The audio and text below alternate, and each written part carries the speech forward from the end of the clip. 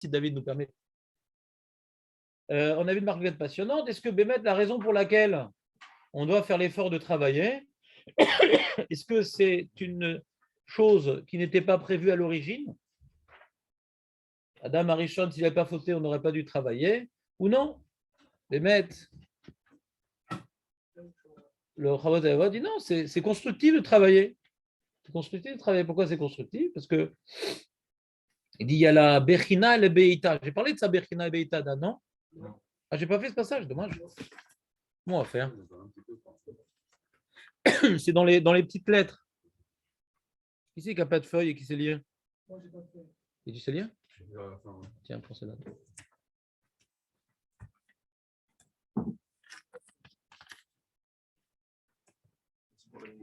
Ouais. Je ne sais pas quoi en faire. Non, c'est pour Shlomo. Il a besoin d'un support pour les coudes.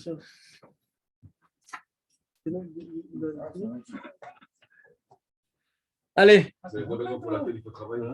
Comment? C'est les deux raisons pour lesquelles il faut travailler. Voilà, les deux raisons pour lesquelles il faut travailler. Ouais. Alors, il dit, un homme, il est plongé, toujours la même. Hein. C'est-à-dire, on était dans Bitachon, Vishtalut, Bené Parnassa, on est dans le verso du recto. Il y avait des grosses lettres d'une feuille photocopiée, et là, je l'ai fait en Word, parce que ça aurait pris trop de place dans la feuille. Et moi, j'économise. Je ne sais pas, il n'y a pas de numéro. Ah, la numéro 4. Dans la mienne, c'est la 4, mais ce n'est pas sûr sur la bonne. Je ne sais pas. Mais Katav Od, tu vois le Katav Od? Chez Mishte, Sibot, Utsra, Radam, Litroa, Raraparnassa. Pour deux raisons, l'homme, il est important qu'il s'investisse dans sa Parnassa. C'est la Bechina et la Berita. Bechina et nous, la Amido Bemifran. Quand on a une activité professionnelle, c'est une épreuve. Pourquoi c'est une épreuve? Voilà, moi, je travaille dans le phoning. Ah ouais, qu'est-ce que tu fais? J'ai une société, on appelle des gens, etc. Alors, il y a une société de phoning qui va leur dire des choses mensongères sur la formation professionnelle qu'ils vont avoir gratuitement, que ça va leur permettre d'avoir une parnassa beaucoup plus facile, alors que ça n'a rien à voir. Ouais. Le mec, il est expert comptable, on lui a fait une formation de vétérinaire, ça n'a strictement rien à voir. Au maximum, ça va l'aider de donner un sucre à la secrétaire quand elle est énervée, c'est tout. Ça n'a strictement rien à voir. Et tu vas l'embrouiller, etc. Ou il y en a un, il va faire ce travail-là. Il dit non, moi, ce travail-là, c'est une parnassa. Ouais. Hachem m'a demandé de travailler pour maintenant tester mon émouna. Ça a l'air, mon salaire, de dépendre de ce que je vais dire. Ça a l'air. Eh ben non. Donc maintenant, j'ai une bechina, j'ai un examen. Je travaille pour vérifier mon honnêteté. Mon honnêteté. Est-ce que je rends bien la monnaie? Ouais. Est-ce que je dis bien le prix? Est-ce que quand on arrive à Black Friday 2 semaines avant, je n'augmente pas les prix pour faire 40% de réduction? Ah, c'est aujourd'hui Black Friday 12? Non, d'accord, il n'y a pas de problème. Non, je suis rentré à un magasin. Ouais, et je ne suis pas rentré à un magasin Mnebrak et tout. Je voulais acheter une chaise et tout. Il y a Black Friday. Non, nous, c'est Goy, Black Friday. Je dis, mais l'argent n'a pas d'odeur, madame. Ouais. Dis-nous, c'est Miftaim de Hanouka. Ah, il a fait, c'est beau et tout. Mais sur ça, il n'y avait pas, sur ça, il n'y avait pas, sur ça, il n'y avait pas. Oh là là. C'est un S, ce Mifsa, on ne le voit pas. C'est un vrai NES. J'ai disparu d'un coup, même pas 8 jours. Ça ne m'a pas mis 8 jours de sortir du magasin. Fin de citation. On reprend. Donc, quand tu travailles, tu as l'impression que quand tu as du bagou, tu as plus d'argent. Ah, lui, il est fort, il arrive à embobiner des gens. Ouais. Alors, des fois, tu arrives à intéresser les gens au produit. Ce n'est pas du vol d'intéresser les gens au produit. De créer un besoin, ce n'est pas du vol de créer un besoin. C'est ça le commerce. Ouais, de créer un besoin, ce n'est pas du vol. Non, en général, un bon commerçant, il crée le besoin. Le mec, il vient pour acheter un cure-dent et il sort avec maintenant un barbecue comme ça énorme. Ouais. Et il dit, mais quoi, pourquoi vous voulez un cure-dent? Vous avez un petit morceau de viande dans la bouche? Qu'est-ce qui se passe? Ouais. Mais comment ça se fait? Donc la viande n'est pas assez bien cuite. Et tu rentres dans l'histoire, etc. Et aussi, tu vends le charbon, etc. Mais il faut boire et tu as des bouteilles. Hein? Ah ouais? Les amis, laissez-moi faire le chiot et c'est moi qui fais les histoires, c'est moi qui fais le chiot. C'est moi qui fais les blagues. Mais arrêtez les amis, un petit peu de sérieux. Donc être honnête dans le travail. Pourquoi Hachem il veut qu'on travaille? Il ne redonne pas parce qu'on a fauté. Ça fait partie de la construction du Olam Hazé. Même si on n'avait pas fauté, Adam Arishon aussi a marqué les Ovda ou les Shomra. Adam Arishon aussi devait travailler avant la faute. Et pourquoi? Pour voir, est-ce que comme maintenant, ça, il va planter? Est-ce que maintenant, il va essayer de faire des greffes? Est-ce qu'il va planter Shabbat? Est-ce qu'il y a des lachotes à respecter? Ouais. L'agriculteur, il est sans arrêt confronté à l'épreuve, l'agriculteur. Ouais. Il doit prélever Trumot, Maasrot, il a Orla, il a Shemitah, il a donné au Haniv. Il dit, ouais, mais si je donne Haniv, qu'est-ce qui va me rester? Ouais.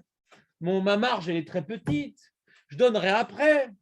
Ces premières années, il faut que je me lance. Il faut que tu te lances. Hachem t'a permis, 100% son Hachem, il t'a permis de garder 80%. Mais c'est à lui, Hachem, c'est pas que tu donnes 20%. Tu gardes 80% de ce qui n'est pas à toi. Donc ça, c'est Bérina. Quand on travaille, on est confronté. Est-ce qu'on est honnête ou malhonnête? Tu veux augmenter un peu dans ton poste avec le patron? Est-ce que tu fais des mauvais coups? Personne préposée à la même place? Ouais. Un peu de la shonara, un peu ci, un peu ça. Est-ce que tu fais de la khanifout? Il n'est pas trop religieux, alors tu es un peu comme lui pour obtenir une augmentation. Si, ça. Une épreuve. Et il y a la Be'ita, qui est l'inverse. Le mec, comme on a dit, comme le Rav Zimmerman, ouais, il a des milliards qui débordent de tous les côtés. Il risque d'être bourrette. D'oublier qu'il dépend d'Hachem. Regardez ce qu'il dit. Il y a marqué, il rapporte un peu qui nord, venavel, tov, vechalil, veim, mishtem, et poel Hachem, lo yabitu. Le mec a la musique et tout, la hi-fi, et le vin et tout dans son salon, décoré par les plus grands esthéticiens italiens. Ved poel Hachem, lo yabitu. C'est Adav Loraou, quelqu'un maintenant qui n'a pas de problème d'argent, qui est plongé dans la matérialité, dans la réussite matérielle. Il oublie Dieu, quoi. Quand il fait le Birkat Amazon, il y a Féméon. Il le dit, Vaishman Yeshurun Vaïvad, juste avant. Venimsa, il faut qu'il miche et Maadif et Avodat. Donc on voit qu'il y a deux raisons pour lesquelles Hachem, il a, dans la construction, au Lamazé, on a dit c'est un moment d'épreuve, le Lamazé. Adam Arishon aussi, il était confronté par cette épreuve du Lamazé avant de fauter. Donc il devait travailler la terre, le Hovda ou les Shomra, pour voir si ce qui respecte la lachot lié à la terre.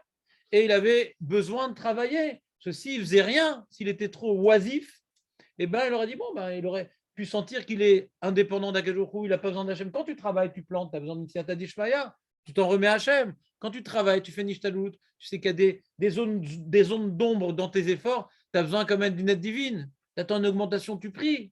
Ouais. Tu investis, tu sais que ça, tu pries Hachem. Comme maintenant tout marche, tout roule, tu oublies complètement que c'est Hachem qui est Mefarnes au train. Donc c'est pour ces deux raisons que la personne, Hachem, il a fait que l'homme doit travailler. Quoi, tout le monde doit travailler? Pourtant, Rabbi Shimon Bar Yochai, il ne travaillait pas, lui.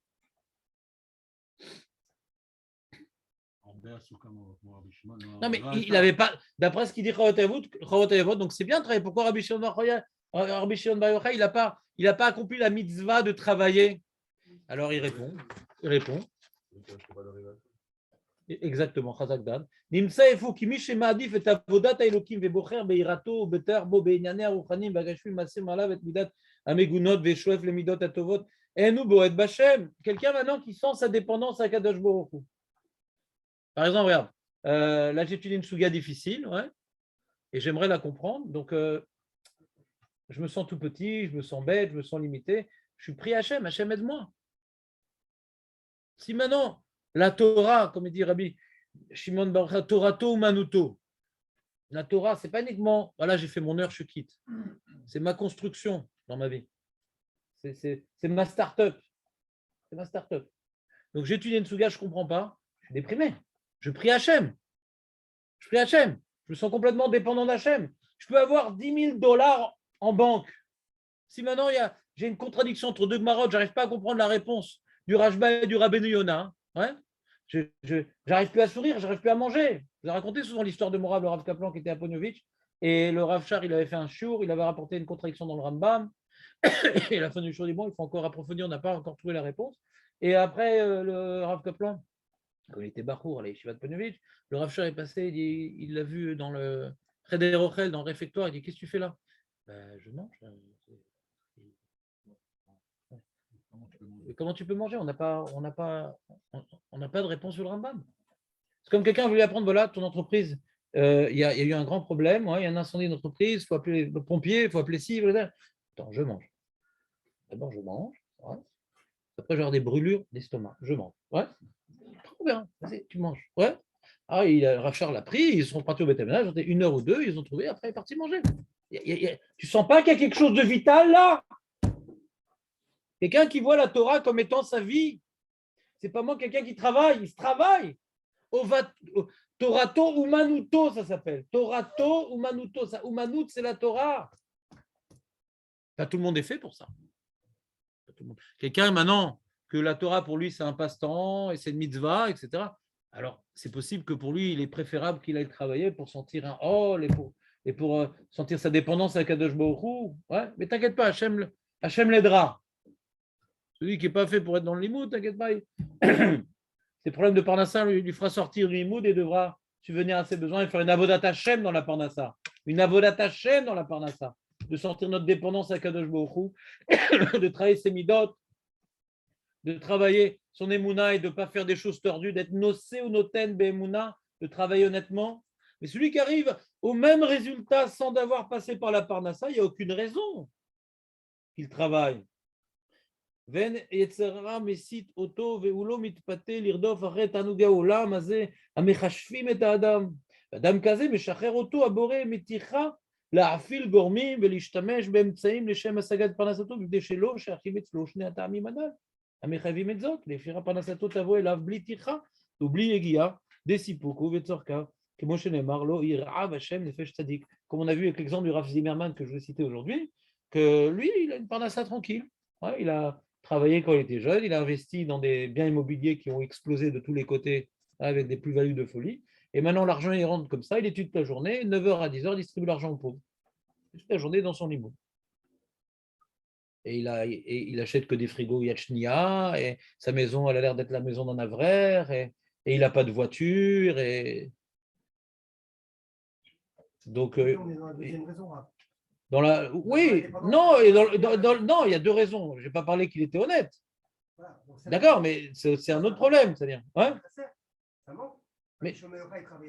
Mais si quelqu'un maintenant, tu sais que même quand tu es avraire, tu peux être malhonnête. Non, mais l'homme échané, c'est-à-dire si maintenant tu as prouvé à Dieu, dans ce qui te concerne, tu es honnête, ce que tu dis, ouais, c'est pas à moitié vrai, tu as ce travail-là, si tu peux travailler sans la parnassa d'être honnête. Hein. De parler, il y a des gens, je vois, j'ai remarqué qu'il y a des gens, c'est des grands businessmen, ouais. C'est pas Jérémy Bérébier, je ne parle pas de lui. Hein. C'est des grands businessmen, et tellement ils sont dans le business, même dans la vie, ils font du tralouet, c'est-à-dire c'est jamais bidouk vrai ce qu'ils disent. Business, il aime bien les raccourcis, le businessman, tu comprends? Le time is money, il y a toujours besoin de raccourcis. Et dans la vie, si tu as besoin de raccourcis, des fois, non, il faut dire la vérité et arranger. Alors, c'est vrai que c'est à faire des histoires, tu dis à ta belle-mère, je vais vous dire vraiment ce que je pense sur vous. Non, il ne faut pas toujours dire la vérité. Ouais, mais quand il n'y a aucune raison de dire quelque chose qui n'est pas 100% vrai, c'est assourd. Mais celui qui est businessman, ouais, qui a l'habitude tout le temps de tralouer, d'essayer de convaincre, d'essayer d'amadouer. Après, ça s'appelle une déformation professionnelle. Ouais. Et avec les gens aussi, c'est un businessman. Il n'est pas vrai. D'être vrai et d'être honnête, pas besoin d'avoir une entreprise pour tester la vérité et l'honnêteté. Hein. Tu vas acheter un produit, ouais. Tu ne sais pas si tu le vois, tu arrives à la maison, il est abîmé. Est-ce qu'il était abîmé quand tu l'as acheté ou non? Peut-être dans le caddie, tu l'as abîmé. Ouais. Est-ce que je vais le rendre ou pas? J'ai un safek, je préfère le garder. Dans la vie de tous les jours, on peut tester l'honnêteté. Pas besoin de travailler pour ça. Et quand tu travailles, c'est beaucoup plus dur. Pourquoi c'est beaucoup plus dur? Parce que quand un mec, 10 heures par jour, il travaille dans un truc, ouais, et il pourrait gagner X ou 5 fois X, donc il consacre sa vie, il s'épuise dans le travail. D'accord? Alors au moins, c'est comme j'ai parlé avec un copain qui était avec moi à la yeshiva, et puis en fin de compte, lui, il est ophtalmo, le pauvre, Blénara, et il me dit, ouais, moi, j'ai pas réussi ma vie, parce qu'en limoud, je ne suis pas un Talmid Chacham. Ouais. Bon, il étudie tous les jours, il n'est pas mauvais. Mais ce n'est pas un Gaon. Et en Parnassa, je ne suis pas très riche. Alors, des fois, tu as envie de ce que tu fais, d'aller jusqu'au bout. Hein. Alors, si je bosse, au moins je cartonne. D'avoir une satisfaction, d'avoir une réussite. D'accord? Donc, quand tu travailles, l'épreuve, elle est beaucoup plus grande d'être malhonnête. Parce que c'est lourd de travailler. C'est saoulant de travailler. C'est rare de s'épanouir, d'aimer ce qu'on fait. Voilà, on travaille pour gagner de l'argent, quoi. En général. Au début, c'est sympa. Et puis après, c'est un peu quand c'est pas un travail très intellectuel, souvent, c'est bon. On bosse pour gagner sa vie, quoi. Aide-moi la saute. On ne regrette pas qu'on a la retraite, quoi. Pour celui qui étudie la Torah et qui a des activités, bien sûr. Sinon, il s'ennuie. Et donc, quand tu fais ce truc qui est un rôle, quand même, le travail, quand tu fais ce truc qui est un rôle, si maintenant tu peux au moins gagner plein d'argent, alors tu es un petit peu, comment dirais-je, très tenté de faire de ces heures de subordination une grande éclatade. Ouais, au moins que tu roules dans une belle voiture et avec des belles montres. Et... Je sais pas moi, ce que les gens ils aiment aujourd'hui. Je suis au courant. Et on voit Avot des Rabbi Nathan, qui va dans le sens du Chavot Elevavot. Le Chavot Elevavot, ouais, c'est un Rishon. C'est le premier des Rishon, pratiquement. Mais alors on dit, bon, c'est original son idée, quoi. C'est original son idée. Il est en train de dire une idée qui va à l'encontre de ce qu'on a toujours l'habitude d'entendre, que pourquoi il a parlé de ça? Parce qu'Adam Rishon, il a fauté. Et lui, il dit, non, non, le travail, c'est quelque chose de constructif, ouais, pour d'une part nous mettre dans l'examen de l'honnêteté, et deuxièmement, qu'on soit dépendant de ce travail-là, donc dépendant d'Akadosh Baruch Hu, et pas qu'on reçoive tout comme quand on avait la manne, ouais. Quand on avait la manne, on avait l'épreuve. Ouais, il est où Hachem? Il est où Hachem? Attends, qu'est-ce que tu as mangé ce matin? Des cornflakes? Il est où Hachem? Tu as mangé de la manne, il est où Hachem? Avec le machal d'Amalek, c'est comme l'enfant qui est sur l'épaule du père, ouais. Il s'occupe de tout. Il est où Hachem? Quand tout est facile, on se demande il est où Hachem?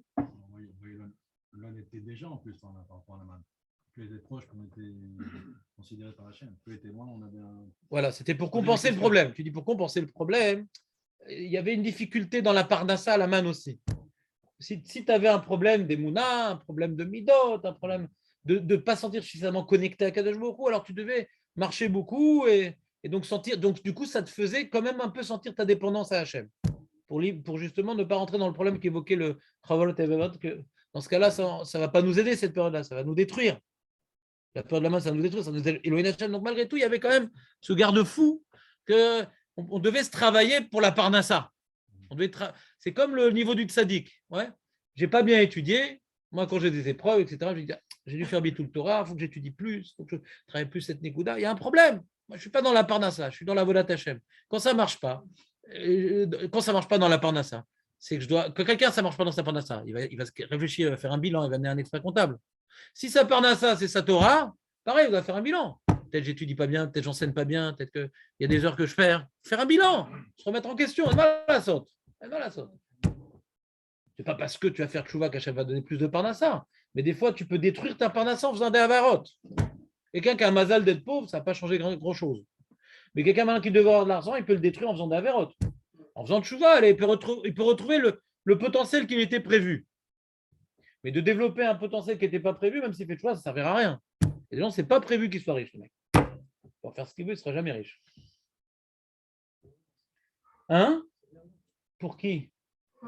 Pour le lamazé, pour le lamaba. C'est-à-dire qu'il n'a pas la force psychologique de tenir l'épreuve de la richesse. Et Baruch Hashem qui ne pourra pas être riche. Baruch Hashem qui ne pourra pas être riche. Baruch Hashem qui ne pourra pas être riche. De toute façon, dans la Torah, on ne parle pas de richesse. Il n'y a aucune bracha de richesse dans la Torah. Il n'y a aucune bracha de richesse. Il y a marqué Bechokota et Telechou. Si maintenant vous faites le maximum de trucs, il y aura la pluie en son temps, il n'y aura pas de guerre, il n'y aura pas de maladie, il n'y aura pas de femme qui va avorter, c'est tout. Tranquille. On n'aura pas de soucis, mais on n'a pas de surplus. Hazvé shalom. Donc la richesse est une épreuve. Hana, quand elle a prié à Hachem pour un enfant, il dit qu'il soit ni intelligent, ni bête, ni riche, ni pauvre, ni grand, ni petit. Qu'il soit équilibré pour qu'il se travaille. Parce que dès que maintenant tu es déséquilibré dans un sens ou dans l'autre, le travail est beaucoup plus dur. Quand tu es très pauvre, c'est très dur. Quand tu es très riche, c'est très dur. Quand tu es moyen, ça va. Très, très bien. Avod de Rabbi Nathan. Tania, Rabbi Shimon ben El-Azar Omer, Gedola Melacha. C'est important de travailler. Sheaf Adam Arishon Lo Ta'am Klum Avshasa Melacha. Tu te rends compte ou pas, Dan? Mais fourrage comme le Chavot Alevavot. J'ai pas envie qu'il entende le voisin, c'est un midrash très important. Shenema, Vaïnechenu Began Eden, Leovda ou Leshomra, Ve'adar, et ensuite écrit Mikol Et Sagan. Ouais, il mangera. Tu mangeras. C'est-à-dire que quoi? On va dans l'ordre des psukim. D'abord, Hachem, il a mis Adam Arishon dans le Gan, Leovda ou Leshomra, pour la travailler et la conserver. Ouais. Et après, tu mangeras. Donc d'abord, tu travailles, après, tu mangeras. C'est important de manger les fruits de nos efforts. Et quand il a fauté, alors il y a eu la klala. Que désormais, travailler, c'est pas pour ce qu'il a dit le Chavot, c'est pire. C'est que même ce que tu travailles, ça marche pas et tu travailles dans le vide. Ce qu'on appelle, tu as tohen maim. Donc, tu perds du temps, tu n'as plus le temps d'étudier, tu n'as plus le temps de ci, plus le temps de ça. C'est-à-dire, après la faute d'Adam Arishon, on va dire comme ça. D'après, on peut poser la question. D'après, qu'est-ce qui s'est passé avant et après la faute? Ma ishtana. Parce que déjà, avant la faute, on devait travailler pour travailler notre émouna, notre honnêteté, nos midot, ouais. Et après la faute aussi. Parce que après la faute, d'après le Messiah des Charim, c'est un tikkun le travail. Mais déjà, avant la faute, c'est un tikkun. C'est quoi la différence? Avant la faute ou après la faute, d'après le Chavot Avot? T'as une idée ou pas, Nathan?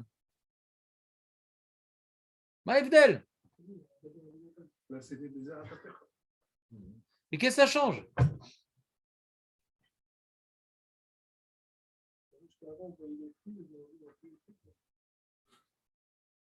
Ouais. C'est que l'épreuve, elle est terrible maintenant. Maintenant, la parnassa, c'est une klala. Même pour le Chodéot, c'est un pasouk. Ouais. C'est quoi, c'est une klala? C'est que tu peux travailler, et tes midot et ta parnassa, et crever de faim, quoi.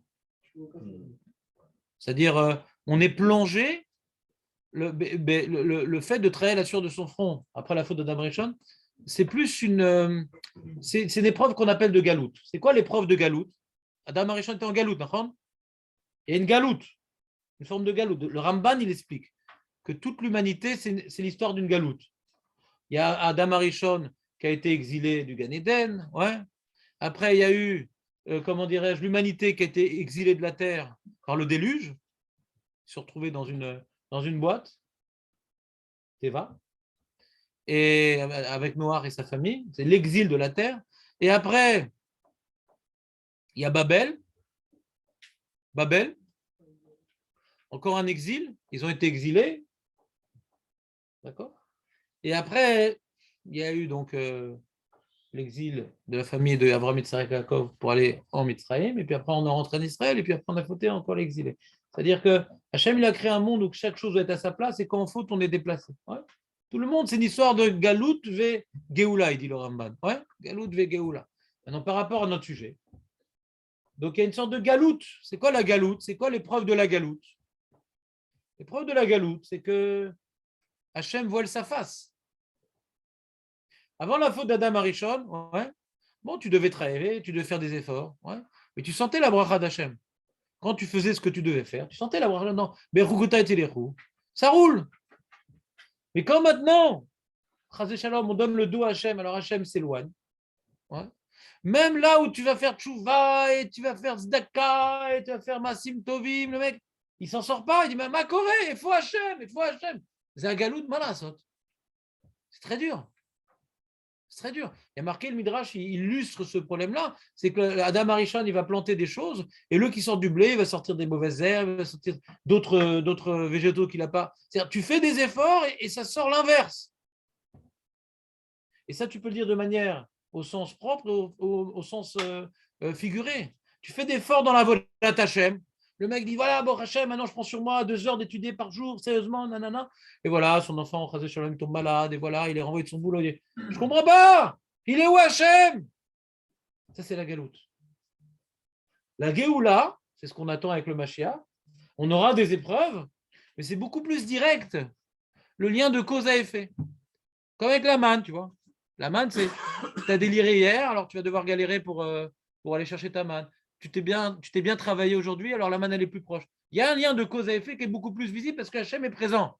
Donc il y a une épreuve, parce qu'on a toujours la paresse, on a toujours le lachon hara, on a toujours les yeux qui se trimballent, on a toujours plein de choses qui sont en nous. Mais on voit tout de suite, Hachem il nous montre tout de suite ce qui se passe. Comme à l'époque du Beth Amikdash, ah, t'as pas le lachon hara, ben t'as Metzora. On nous aide, quoi. C'est-à-dire, on a le lien de cause à effet, Hachem il est présent. On a Yetzerara, même si quand le mec il a parlé du lachon hara, il a Metzora, et il sait que ça fait mal et qu'il est isolé socialement, il va quand même parler du lachon hara après. Parce qu'il a Yetzerara. C'est comme quelqu'un qui tousse. Il continue à fumer quand même, parce qu'il a Yetzerara. Pas parce que maintenant quelque chose qui te fait mal que tu vas arrêter de le faire. Mais Hachem, il était là.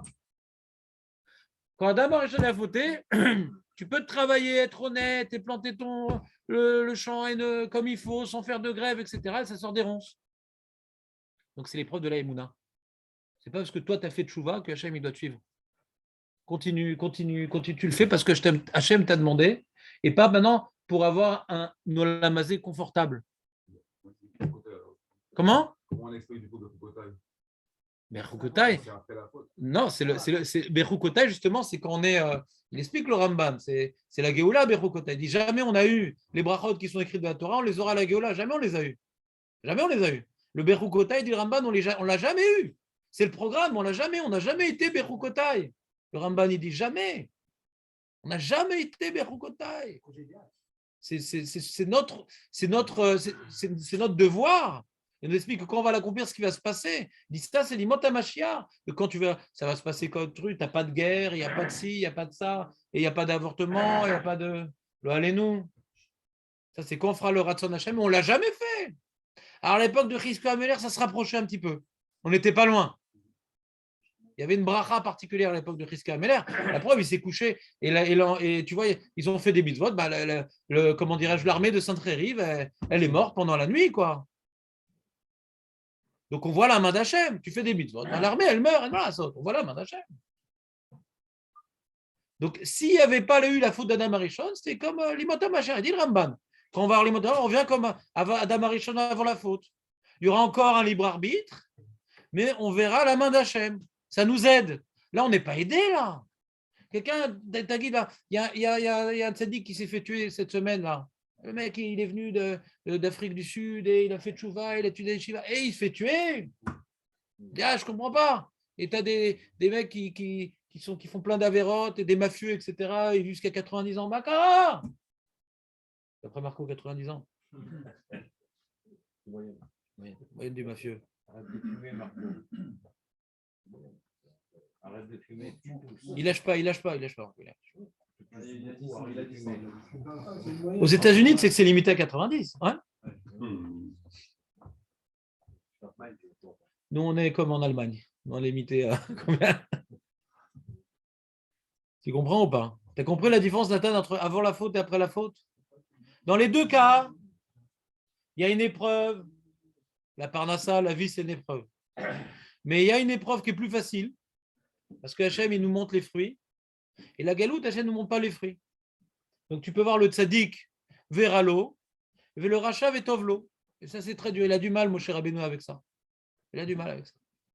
Le tzaddik qui souffre, ouais, et le rachat qui est tranquillos. Donc l'épreuve, elle est encore plus dure. Elle est encore plus dure, l'épreuve. Oh, il y a tout un mahalar qui explique que toute la faute d'Adam Arishon sur le fruit défendu, c'est un problème d'Emouna. Ouais. C'est le tikkun Emouna. Bon, je ne veux pas faire le sujet maintenant. Mais c'est vraiment un tikkun d'Emouna, la galoute. Que même si tout va mal, on doit se dire que tout va bien et tout vient d'Hachem. C'est le tikkun de la galoute.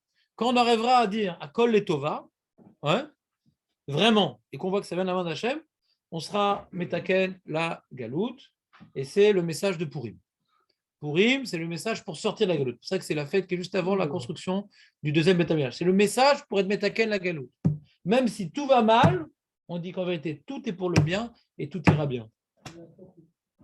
Ouais, c'est le tikkun ha'emuna, Purim. Et c'est le tikkun de la galoute. Donc c'est un autre sujet que la parnassa. La parnassa, c'est une épreuve avant la faute ou après la faute. C'est une épreuve avant la faute ou après la faute. Après la faute, c'est une épreuve beaucoup plus dure parce qu'on ne voit pas les liens de cause à effet.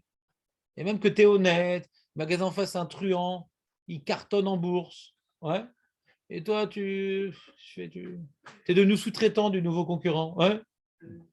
Voilà, saute, puis c'est un truand. Voilà, saute. Et celui qui est honnête, il aide de ne pas réussir. Le Rav Hirsch, il parle beaucoup de ça. Il rapporte des Télim dans ça. Que ça déstabilise notre émouna de voir le rachat qui réussit. Ça déstabilise notre émouna. Et on est là pour ça, les amis. On est là pour être déstabilisé et de rééquilibrer la chose. On est là pour ça, les amis. Allez, on continue. Donc, le Ramban à la Torah, il faut qu'il aille faire sa parnassa.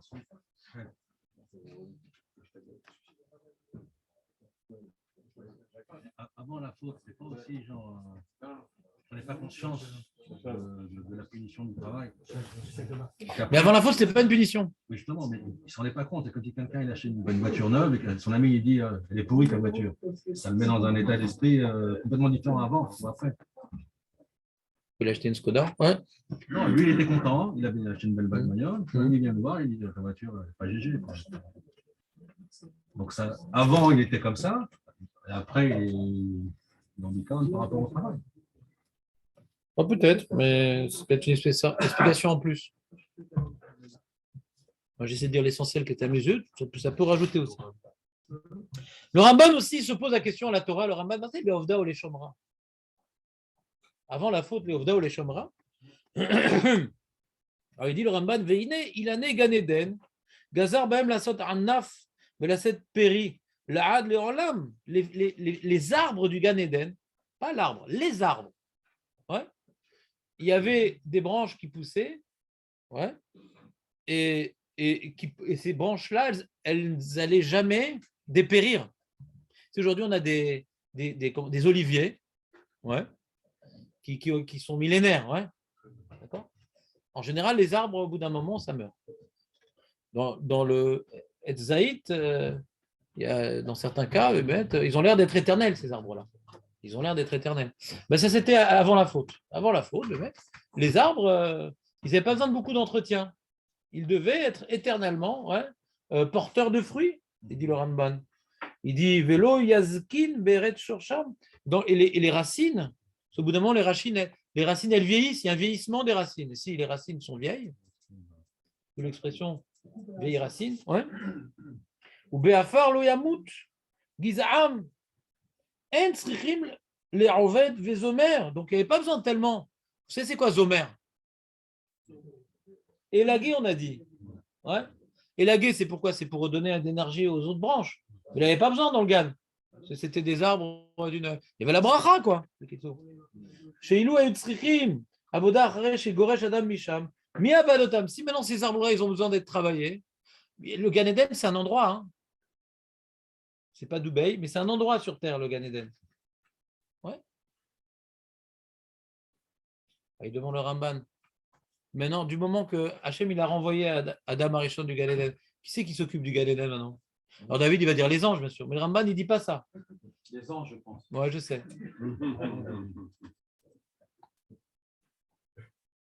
C'est qui s'auto-entretient le Gan Eden. Oui. S'auto. Comment? Ah non, pas du tout. Ah non. Et Vegam Zeatam Vaïta Hachem Elohim. C'est ça qui est marqué Hachem, il a planté. Vaïta Hachem. Hachem Elohim, Vaïta, c'est lui qui a planté.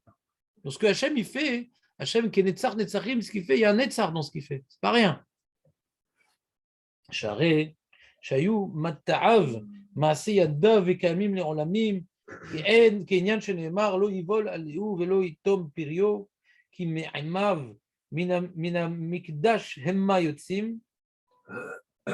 Imken, donc il demande la question. Alors si c'est tellement de la qualité supérieure, les arbres du Gan Eden, alors pourquoi il est marqué Vainechinu beGan Eden, les Ovda les Shomra alors? Il n'y a pas besoin de lui, puisque quand il est parti, ça continue à pousser les fruits là-bas. Donc il n'y a pas besoin de lui.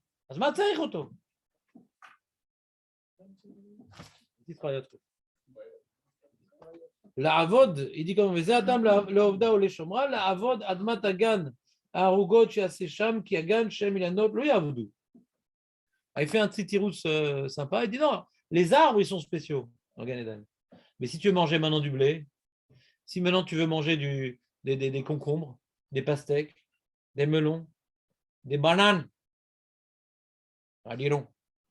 Alors si tu manges des bananes, il faut bien les. Ça, c'est pas des arbres. Pour les légumes, Adam Arishon, il devait travailler. Si tu veux manger des légumes.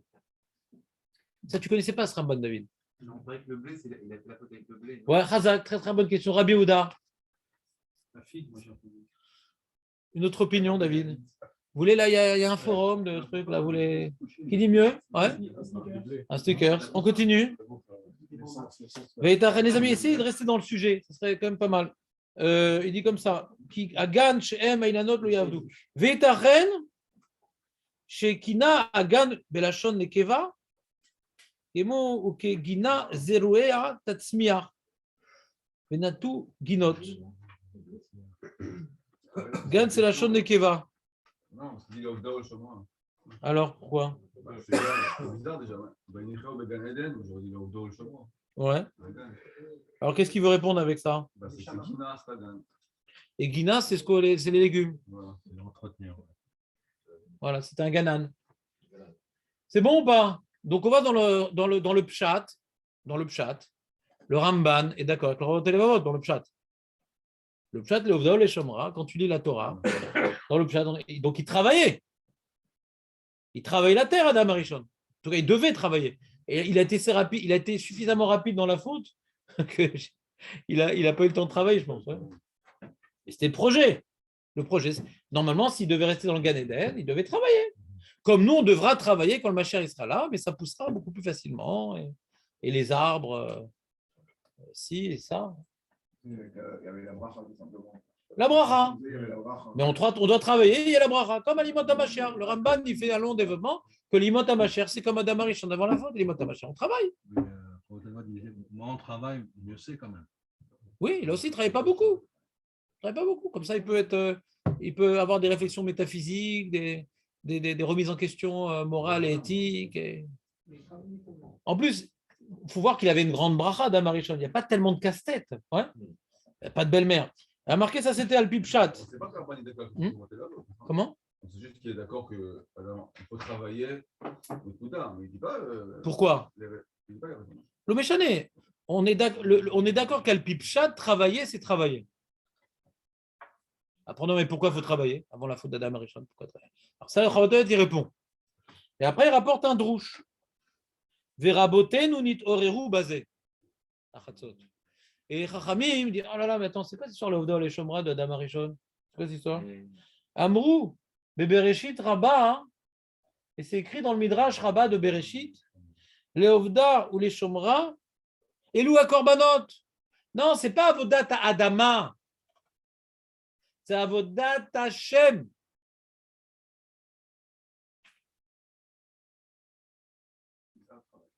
Il y a deux questions sur le passage. Première question, de quel type de travail on parle? Deuxième question, si on parle du Gan, pourquoi c'est au féminin? Il y a deux questions. Il y a deux questions sur le passage.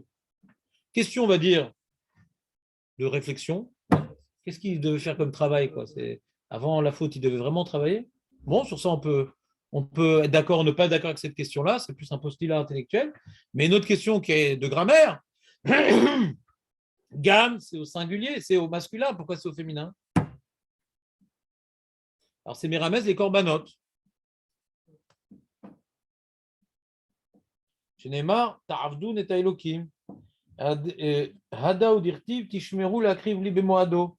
Vakavana lam bazel omar, Katzmachim, Bekol balachem tzrichim, les kochot arishonot, ou même yavo lahem agidoul, ou bekorbanot yemesher abracha l'elyonim, ou mehem tzimche gan eden, ou même you vechiu leolam begishmer ratson, ou beracha shegdeluba. Bon, j'ai mis trois petits points parce qu'après il y a tout un développement kabbalistique de la chose, mais là j'ai mis juste le titre de ce développement kabbalistique. Quand tu fais la vodat Hashem, tu viens maintenant être mazrim, tu viens injecter dans la machine, quand tu fais la vodat Hashem, toute l'énergie qui va après être métamorphosée en matérialité. Tu fais la vodat Hashem, des korbanot, des tfilotes, etc.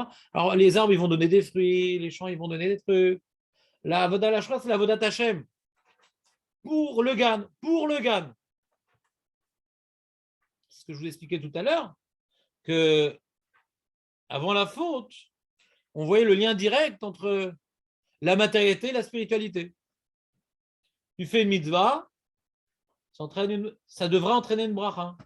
Tu fais une avera, ça devrait entraîner une klala. Ça devrait. Le libre arbitre qui a été terriblement augmenté après la faute du fruit, bien sûr. Alors on ne voit plus le lien de cause à effet. Non, tu fais une mitzvah, ça devrait amener que du bon. Tu fais une avera, ça devrait amener que du mal. C'est passé. Adam Rishon a fait une avera, il a une klala. Ça, c'est avant le libre arbitre que nous avons.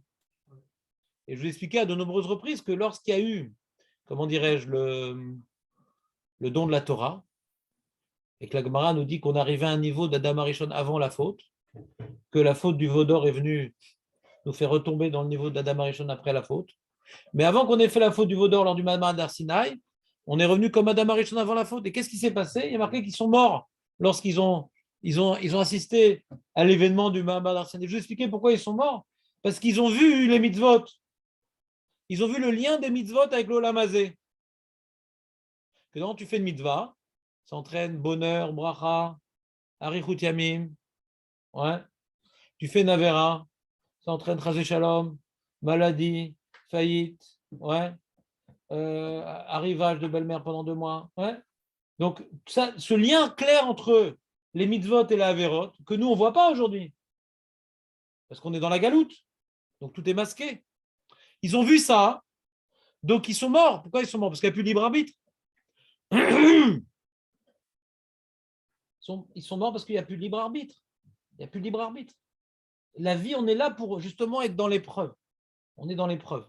On est dans l'épreuve qu'on a l'impression que le plaisir, c'est une réalité. Les mitzvot, c'est facultatif. Et on se bat. On se bat. Quand maintenant tu vois que tu n'as pas le choix, celui qui fait d'Averot, c'est un fou, c'est un suicidaire. Celui qui fait pas les mitzvot, c'est quelqu'un qui fait la grève de la faim. Ouais. Donc, il n'y a plus de sens à la vie quelque part. Ils sont arrivés à un niveau tellement élevé, ouais, tellement élevé, que quelque part, par Hanishmatam, c'est une nouvelle vie qui a été redonnée à eux. C'est une nouvelle vie. C'est-à-dire que, si je vous expliquais, là, il y a une petite question sur ça, donc je fais une petite parenthèse, parce que c'est compliqué ce point-là, c'est qu'on a un corps, on a tous un corps, Baruch Hashem. Shlomo. Ok, on a un corps, ouais. Et ce corps-là, avant la faute, il avait une certaine fonction. Après la faute, il avait une autre fonction. Avant la faute, notre corps, ouais, c'était un outil, c'était un véhicule. D'accord? Un outil, un véhicule. Et dans l'esprit, on a une guerre. J'ai envie de faire la volonté d'Hachem, j'ai pas envie. Mais mon corps, lui, c'est un véhicule. Il ne vient pas se mêler de cette guerre-là, mon corps. Il ne vient pas dire. Il n'y avait pas de Yetzer Hara généré par la paresse, par le Yetzer Hara, le Allénou des femmes. Ouais, c'est juste. Est-ce que je me soumets à Hachem ou je ne me soumets pas? Et on a vu la faute d'Adam Arishon, non? Moi, je vais faire un truc que Hachem n'a pas permis. Ouais. C'est une volonté de ne pas se soumettre. Pour soi-disant faire plus de mitzvot, toute une réflexion compliquée, mais c'est le refus de se soumettre. Mais ce n'est pas un Yetzer Hara corporel. C'est un refus de se soumettre.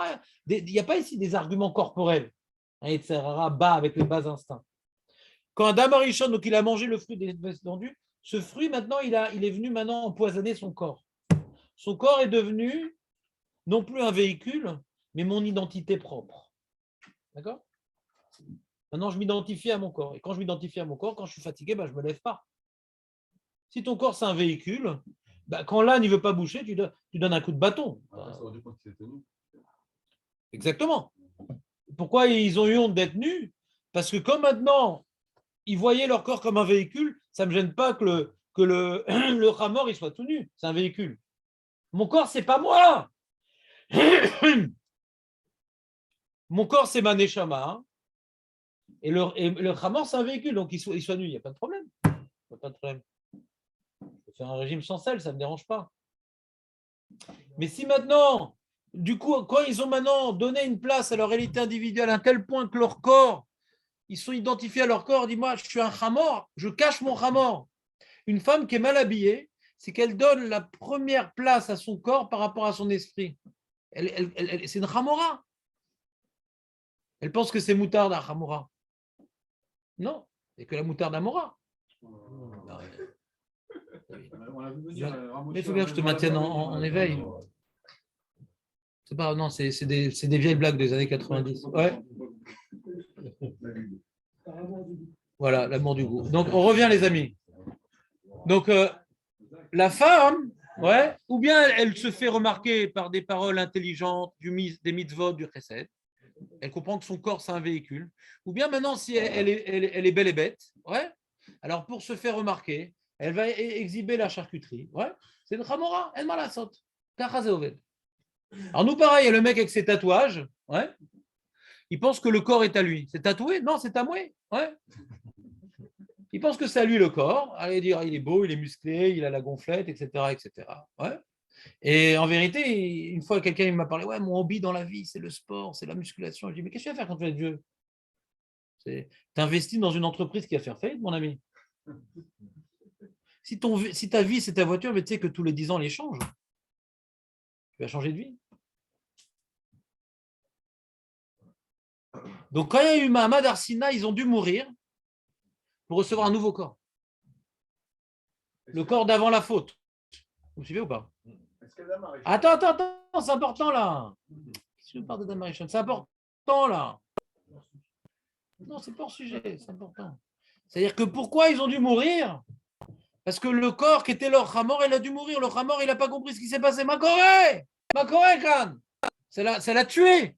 C'est ce que je t'ai montré qu'il n'existe plus. Parce que c'est quoi la réalité du corps comment dirais-je, après la faute d'Adam Arishon? C'est qu'on sent que le corps, c'est moi. Ça a tué le corps pour retrouver son statut de véhicule. Vous me suivez ou pas? Fin de parenthèse. Excuse-moi, Léon, si c'est lié à ça, je pourrais te répondre après le cours. Ouais. Mais fin de parenthèse, que j'aimerais finir ce passage. Ouais. Et donc, le Ramban, il nous explique, ouais, que le pasouk, pas comme le pshat, ouais, que avant la faute d'Adam Arishon, la seule avoda qui lui était confiée, c'est avodat Hashem. Seule avoda. Donc, d'après lui, c'est un niveau. Lui, il explique que dans la Géoula qui va venir, il y a différents niveaux de Géoula. Il y a un moment, on ne travaillera plus. Il y a un moment, on ne travaillera plus quand le Mashiach viendra. Comme Adam Arishon avant la faute. Vous suivez ou pas? On sera complètement, uniquement faire des mitzvot. On fait des mitzvot et boum, le repas, il tombe, paf, c'est comme dans l'avion. C'est mitzvot, paf. Directement, tu amènes comment on appelle ça, une barquette, comment on appelle ça? Un plateau. Avec Mashiach. Voilà, il y a différentes étapes dans le Mashiach. Nahon, c'est ça que je t'explique. Il y a des Acharonim qui expliquent qu'après, le Rambam a l'impression que c'est un monde spirituel, le Mashiach, et le Rambam, c'est un monde matériel, mais adapté aux mitzvot. D'accord? Et ils expliquent l'Acharonim, il y a des étapes dans l'Imot HaMashiach. Il va venir le Mashiach, il va nous réapprendre à travailler de manière honnête. Petit à petit, les Goïms vont prendre la relève, et puis après, on sera que dans les mitzvot, on sera comme des Kohanim, eux comme les Israël. Il y a des étapes. Quand viendra le Mashiach, ce n'est pas fini. Il y a encore une avoda progressive. Donc le Rambam il explique le début, le Maïmonide explique le début de l'Imot HaMashiach. Le Rambam il explique la finalité de qu'on est devenu tellement spirituel par la voda réalisée qu'on est prêt déjà à Triat Ametim, que le corps c'est devenu pour enlever tout l'aspect chamoriste du corps et après Olam Haba. Est-ce qu'il y a un corps Olam Haba? Il n'y a pas de corps Olam Haba. Machloket Rambam Vera Avad, ouais, qui donne deux définitions philosophiques complètement différentes, mais ça déborde nos propos. Donc, on va apporter un midrash qui va dans le sens du Ramban. Vaikar Hashem, on peut dire Rabbi Eliezer, Vaikar Hashem, Elohim et Adam, Veneru Began Eden, Leovda le Shomra, Ma Avodaya Betor Hagan, il demande Rabbi Eliezer, quelle Avodaya Betor Hagan? Chez Amar, Leovda le Shomra, chez Matomar Yeshmelacha Began Eden, chez Izmor les Kramim, quoi, il doit élaguer les branches de vigne, la roche, les shader et adama, les shaded, c'est quoi ça? Les saded. Les saded et adama, les ammer, au lixor, vélo, kol eilanot, Nitzmachim melen. Mais les arbres, ils poussent d'eux-mêmes. Alors Ramban a répondu les arbres, oui, mais pas les légumes. Bon. Shema, Tomar, Yesh Melacha, Began Eden, Lashkot, et Agan, Valo, Nahar Moshech, Veyotse Me'eden, Shenemar Nahar, Yotse Me'eden, ou Maoule, Odal Shomra, et là, la Asok, Bedivre Toiru, Belishmor et Derech Eretz Chaim, étudier la Torah et de respecter le fruit défendu. Ve'enet Chaim et la Torah, Shenemar, Etzraim il Machzekim Ba, donc on voit ici, il y a Avot de Rabbi Nathan et Pirkei de Rabbi Eliezer qui sont en marloquette. Est-ce que véritablement il y avait un travail de prévu dans le Gan Eden, oui ou non? D'après la vote de Rabbi Nathan, oui. D'après le Pirkei de Rabbi Eliezer, non. Le travail n'est qu'une conséquence de la faute. Le travail est une malédiction. Donc on a l'opinion du Chavat Elevavot, qui a le Pipchat, que dire que le travail c'était un projet divin pour l'homme, qu'il faut ou qu'il ne faut pas. On a besoin de se travailler pour prendre conscience qu'on dépend d'Akadosh Baruch Hu. On a besoin de se travailler pour être dans l'épreuve, de respecter la volonté divine dans notre travail, de ne pas essayer de faire des raccourcis pour gagner de l'argent plus vite et plus sale. Ça, c'est nécessaire. Si maintenant tu arrives à être un Talmid Racham comme Rabbi Shimon Bar Yochai, qui est dans l'honnêteté la plus parfaite et qui sent sa dépendance totale à Kadosh Baruch Hu, tu n'es pas tour. Kol amekabel atzmo al Torah, ma'avirin imeno al malchut ve'al derech eretz. Tu as pris sur toi le hol de la Torah. Pour toi, la Torah, c'est un travail. Tu pleures dans ton Amida Hashem, ouvre-moi les portes de la sagesse. J'ai pas compris ce Rabbi Akiva Eger. J'ai pas compris ce Rambam. J'ai un souci au même titre que quelqu'un qui voit que son entreprise, elle est en train de descendre en bourse. Il voit maintenant qu'il a une souga qu'il comprend pas. Il est Oved et Hashem dans son Limud Torah. Le peu d'argent, il le vit avec honnêteté. Il n'essaye pas maintenant de prendre des gmachim, des choses qu'il n'a pas le droit de prendre parce qu'il n'a pas le statut. S'il arrive à être honnête avec l'argent, et pour lui, sa Torah, c'est une avoda, il dit pas tour de travailler. Ça, c'est plus notre avoda. Mais le message, il dit non, le cachou, le travail, c'est qu'une clala. Le travail, c'est qu'une clala. Si on ne veut pas travailler. Donc, il dit, puisque c'est une clala, pourquoi tu veux gagner plein d'argent? Pourquoi tu veux encore un autre travail? Tout ça, c'est une clala. Fais le minimum syndical pour être quitte de la clala et fait une belle vie. Mais d'après le Rav, on dit non. Essaie de trouver un travail qui est adapté à ton potentiel. Si tu es intellectuel, fais un travail qui est plus adapté. Si tu es physique, alors un travail qui est plus physique. Puisque c'est un travail, c'est une avodat Hashem pour le Rav, c'est une avodat Hashem qui était prévu depuis le début. Trouve un travail qui est adapté à tes, comment dirais-je, capacités, à tes inclinaisons, à tes prédispositions, parce que c'est une avoda. À ta Ovedet Hashem avec ta Parnassa. Si maintenant tu arrives d'être Ovedet Hashem par l'Imoud Torah, ça t'a pas tout. Pas tout. Et pas tout le monde peut arriver à pleurer dans Chonen Adarat parce qu'il n'a pas compris la Sagmara. Pas tout le monde est prêt à réussir à ne pas être inquiet de la Parnassa qui doit tomber d'un jour à l'autre alors qu'il n'a pas fait véritablement une ishtadlut pour gagner de l'argent. C'est un niveau de Rabbi Shimon Bar Yochai que beaucoup ont essayé et peu ont réussi, mais il est permis.